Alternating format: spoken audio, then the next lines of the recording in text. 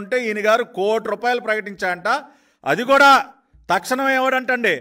మళ్ళీ పార్టీ ముఖ్య నేతలతో చర్చించి దాన్ని ఏ రకంగా ఇవ్వాలి ఇస్తారంట. ఏమయ్యా ప్రకటించింది ఎప్పుడు? సెప్టెంబర్ 4.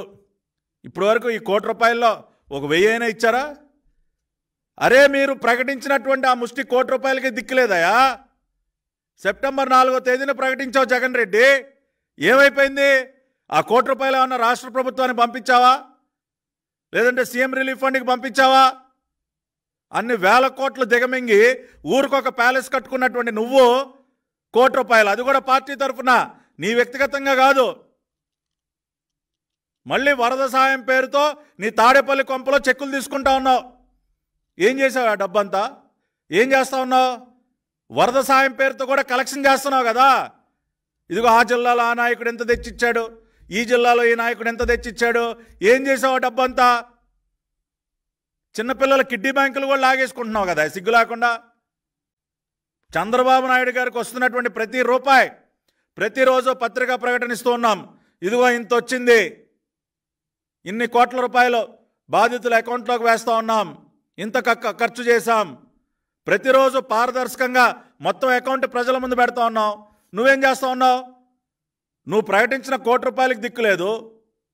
మళ్ళీ కలెక్షన్ కింగ్ లాగా మళ్ళీ అక్కడ కలెక్షన్ మొదలెట్టావు. అంటే వరద సాయం పేరుతో ఇంకా మింగుతూ ఉన్నావు. ఖర్చు చేయాల్సింది కనీసం ఒక్క పైసా నీ జేబులో నుంచి ఖర్చు పెట్టకుండా. ఏ రోజన్నా మొన్న వచ్చావు విజయవాడ, కనీసం నీళ్ళల్లో కాలు పెట్టావా? అరగంట సేపు వచ్చి మీడియా ముందు వచ్చి షో చేసి వెళ్ళిపోయావు. ఏ నీ ప్యాంటుకి బురద అంటకూడదా? నీ ప్యాంటుకి తడవకూడదా? అంతేలే, మీకు రెడ్ కార్పెట్లు కావాలి కదా. మీరు కష్టాల్లో ఉన్నటువంటి ప్రజలను ఆదుకోవటానికి మీకు ఏర్పాట్లు ఘనంగా చేయాలి కదా. మా వల్ల కాదు సార్, మీకు రెడ్ కార్పెట్లు వేయటం మా వల్ల కాదు. చూసాం గతంలో పంట నష్టాన్ని పరిశీలించడం కోసం ఈయన రైతన్న దగ్గరికి వెళ్ళటానికి పొలం గట్టు వరకు రెడ్ కార్పెట్, పొలం గట్టు పైన పెద్ద టెంటు, ఈయన గారికి ఎండ తగలకూడదంట. మళ్ళీ ముందు బ్యారికేడు, రైతుకున్నటువంటి ఆ బురద, ఆయనకి పాప రైతన్న బురదలో కష్టపడుతున్నాయి కదా పంట పండించేది. పాపం రైతన్న చెయ్యి కూడా పట్టుకోడంట, రైతన్న భుజం మీద చెయ్యి కూడా వేయడంట. మళ్ళీ బ్యారికేడు, అంత దూరం నుంచి రైతన్న ఈయన గారికి నమస్కారం పెట్టి అయ్యా మాకు సాయం చేయండి అని పాపం అంత దూరాన నుంచుని రైతన్న అడగాలంట. ఈయన గారు టెంట్ కింద కూర్చుని రెడ్ కార్పెట్ మీద నుంచుని ఈయన గారు ఇకిలిస్తాడంట. కష్టాల్లో ఉన్నా కూడా ఇకిలించడమే కదా.